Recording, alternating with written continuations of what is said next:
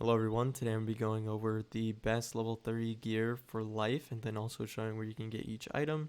Starting with the hat, we have Zeus's hat compared to Senator's gear. You get more damage, accuracy, incoming and outgoing healing. You get 2 universal resist compared to the 7 death resist and 8 myth resist. You get less power pip and then you get more health. But you can actually take this Senator's gear and upgrade it to the Adept's version if you didn't want to farm for Zeus, because I know the Zeus drop rates can be kind of difficult for some people. So let's take a look at the upgraded Adept's version. You're going to get more damage and accuracy. And that's pretty much it for that one. So going back to the robe. I actually have the Adept's robe as the best robe for life, which I actually even assumed was the Zeus's robe was going to be the best. But let's compare it to normal Senator's gear, and then we can compare it to the Zeus's gear. You get more damage, accuracy, incoming, and you also get outgoing healing on the Adept's version that you do not get on the Senator's version. 10 myth and death resist. And looking at Zeus's, the resistance is actually lower, the damage is lower, the pip is the same, the accuracy is the same. The only difference is incoming and outgoing, and max health is going to be a little bit higher. But I don't think that's actually worth it compared to lower damage when every other stat is the same. Now you can use them interchangeably, but for the best damage, it's the Adept's version. Going on to the boots, I actually just figured out before recording this that the Adept's version is also better than Zeus's, but let's compare it to Senator's first. You get more damage, the accuracy is the same, pip is the same, resistance is the same. Incoming and outgoing is higher because you don't get outgoing on regular Senator's gear, and you only get 5% incoming. But then let's actually look at the Adept's version, which I just figured out today. You get less health, power pip's the same, you get 1 more accuracy and more resistance. The damage is also the same. So if you wanted to get 1 more accuracy, I would go with Adept's, so technically it is the best. But health-wise and then incoming and outgoing-wise, Zeus would be the best. But it's really interchangeable at that point. Going on to the wand, we have the Skyrim Hosta. For every school, this one's going to be the best wand. Even whenever it comes to pack wands, I'm pretty sure the Skyrim Hosta is still the best. For the Athame, we have Heartsteel. Again, I think Heartsteel is the best Athame until you get to level 50. With the level 50 Athames from the Bazaar, and then level 56 for those also. This one, crown item, you can get really easily just by doing the dailies. For the Amulet, I actually have not the best stat-wise, but what I would recommend instead of farming for the best stat Amulet, and that's just the normal Seraph, kind of like the boosted Seraph. If you wanted to not use enchants, you can use this. But then going on to the technical best Amulet, it's going to be this one, which drops from the secret boss in I think it's the Hollow Mountain in Kimberling Village.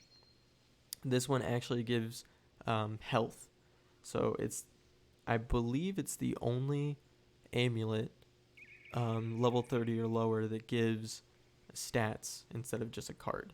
So that's why this one is the best, technically. I mean, you can get a tier socket on it too, so you can get more than just the 40 health. I think maximum you can get 25 on a tier jewel at level 30.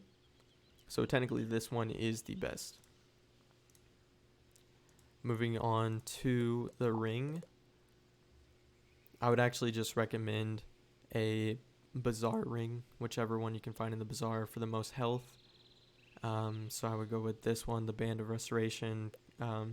Drops from a lot of bosses while farming, or you could just buy it from the Bazaar. Also gets a tier slot, so you can slot a jewel in there and get more health.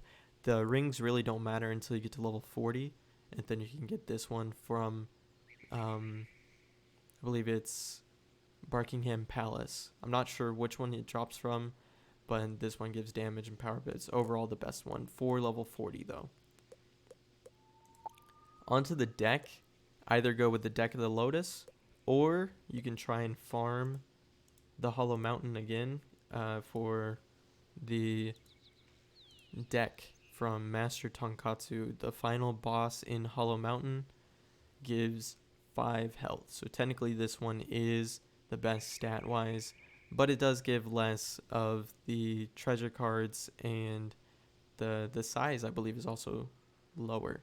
But technically if you want the most health that you can get, go with the amulet and then go with this. But I don't honestly recommend going for these because you're only level 30 using these until, well, actually the deck you can probably use until level 83. I think you get the deck from Azteca drops that gives 23 max health instead of just normal decks that don't give any stats. So this one might be worth it, but this honestly doesn't really do you too much.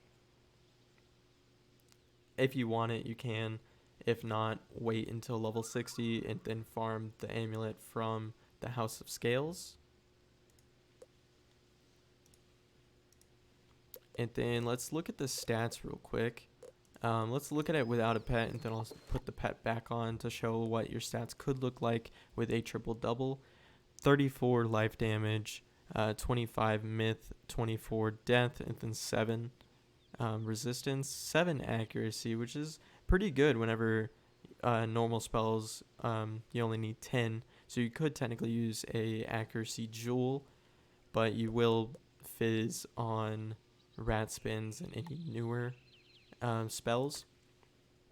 18 incoming, 19 outgoing, and then 37 power pip. And then let's put on the pet to see what we can get. We can get all the way up to 59 damage, and then 22 universal resist, 40 myth, and then 39 death. I think you can get more resist if you have mighty jewel socket on your pet. But right now I just have boon until it gets to ultra. So now let me go show you where you can get each of the items. Okay, so at level 30, Cyrus Drake is going to be able to give you the quest to go to Cyclops Lane and talk to Romulus, and then from there you're going to go to I think the library, and then find out some information there, report back to Romulus, and then you'll be able to go into Mount Olympus. So let's just get that quest real quick, and then at the end of it I will be back to show you that. Okay, so after doing the quest for that, you're going to get access to the chariot, which is going to take you over to Aquila. Well, something seemed to work. And then to get the Zeus gear and Senator's gear, you're going to go into Mount Olympus and then farm that until you get them. And then whenever you do finally complete it for the first time, there's going to be an NPC that spawns right here that's going to give you all of the recipes for the adept versions of the Senator's gear. And then now I will show you where to get the amulet and the deck. The Skyron Hosta also drops in there, by the way, just in case anyone didn't know. It's a guaranteed drop from Ares throughout the actual dungeon mission. Alright, and then at level 25, Sergeant Major Talbot is going to be able to give you the quest to go to Kimbalung Village. You talk to him, then head over here to this teleporter over here during the quest. You're going to meet this little sheep over here. Then whenever you do his quest, you're going to go over here to the ship. And then this is going to be Kimbalung Village. You keep going up here to the Hollow Mountain. and that's going to be where the two the amulet and the deck drops. So about halfway through the dungeon, there's going to be a wooden key boss to the left whenever you've passed the puzzle, and then that's going to be where you can get the amulet, and then the final boss of this dungeon is where you're going to be able to get the deck. So that's going to be it for the best level 30 gear. Thank you guys for watching.